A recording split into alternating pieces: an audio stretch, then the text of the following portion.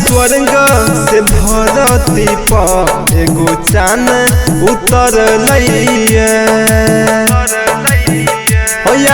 स्वर्ग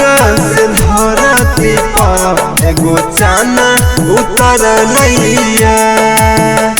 हमरा छुके वो अखने गुजर आई स्वर्ग से धरती पर एगो चान उतर स्वर्ग से धरती पर एगो चान उतर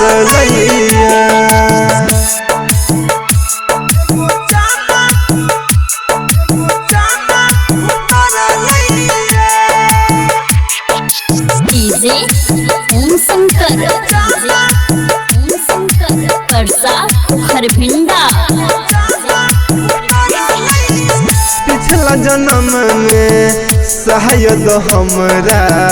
ओकरा संग प्यार छले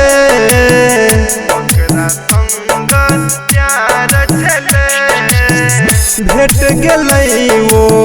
जेकर हमरा वर्षों से इंतजार छले उसी से मन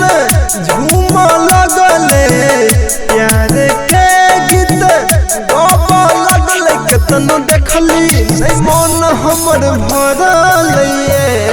आई स्वर्ग से धरती पर एगो चान उतर स्वर्ग से धरती पर एगो चान उतर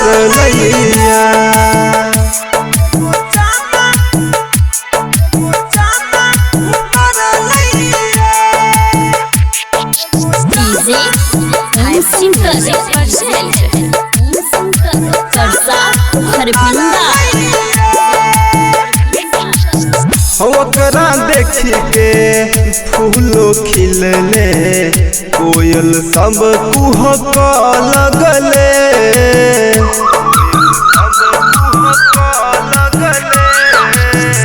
उड़वा पछिया पेहरक डाली देखी सब झुक लगले रवि मुकेश बात जो होई छे सिंह जीवा हर्षित हो महुआ देखी के मोजर आई स्वर्ग से धरती पर एगो चान उतर स्वर्ग से धरती पर एगो चान उतर